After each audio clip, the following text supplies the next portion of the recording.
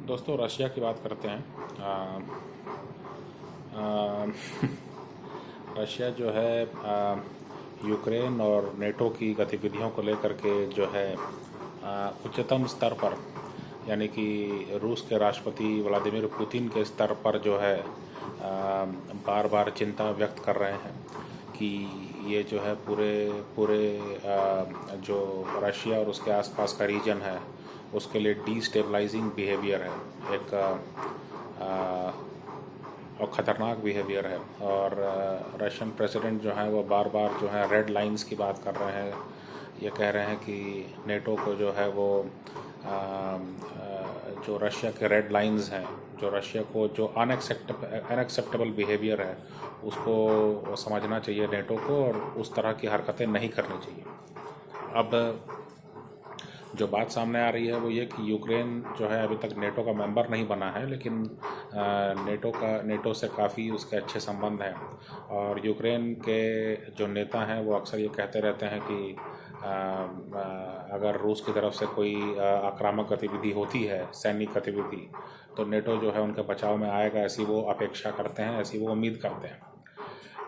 Russia का ये कहना है कि हालात इतने ज़्यादा ख़राब हो गए हैं कि जो पश्चिमी देशों के जो स्ट्रेटेजिक बॉम्बर्स हैं वो रूस के बॉर्डर के काफ़ी नज़दीक जो है वो उड़ान भर रहे हैं और काफ़ी नज़दीक वो पेट्रोलिंग कर रहे हैं। रशिया बिल्कुल भी ये एक्सेप्ट नहीं करेगा कि जो है यूक्रेन में नेटो फोर्सेस, नेटो का कोई जो है वो बेस हो या नेटो का अलायंस जो है मजबूत हो यूक्रेन के साथ, बिल्कुल रशिया के बॉर्डर पर। आपको बताना चाहूँगा कि रशिया ने 2 दिन पहले जो है एक एंटी सैटेलाइट मिसाइल का जो है टेस्ट किया है, और अपने ही एक पुराने सैटेलाइट को उसने उड़ा दिया है। और इससे हुआ यह है कि बड़े पैमाने पर जो डेब्री है वो फैल गया है पूरे मतलब स्पेस में, और बाकी कई सैटेलाइट्स को और स्पेस स्टेशन को भी जो है ख़तरा हो गया है। और अमेरिका इसकी आलोचना कर रहा है, लेकिन आलोचना के अलावा और क्या रिस्पॉन्स हो सकता है अभी तक ये कोई समझ नहीं पा रहा है। अमेरिका के साथ साथ और भी कई पश्चिमी देशों ने। तो एक एंटी सैटेलाइट मिसाइल की कोई टेस्ट करने की ज़रूरत नहीं थी रशिया को, रशिया के पास टेक्नोलॉजी काफ़ी पहले से है। लेकिन जो बात समझ में आती है कि कहीं ना कहीं जो है पश्चिमी देशों को ये समझाने की कोशिश हो रही है कि जो है आपकी गतिविधियां जो हैं वो अब उस स्तर पर जा रही हैं कि रशिया को भी बहुत सीरियसली जो है रेस्पॉन्ड करना होगा। दूसरा जो मुद्दा है वो ये कि अभी आज के दिन में सुनाई पड़ रहा है कि ज़िरकॉन हाइपरसोनिक मिसाइल का जो है परीक्षण किया गया है रूस के द्वारा। और अगेन जो है ये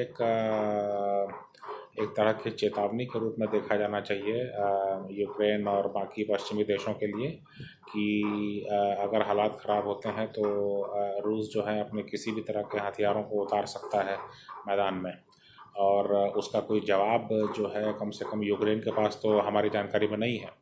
तो इसलिए इन चीज़ों को लेकर के जो है वो काफ़ी गर्मा गर्मी बढ़ गई है, और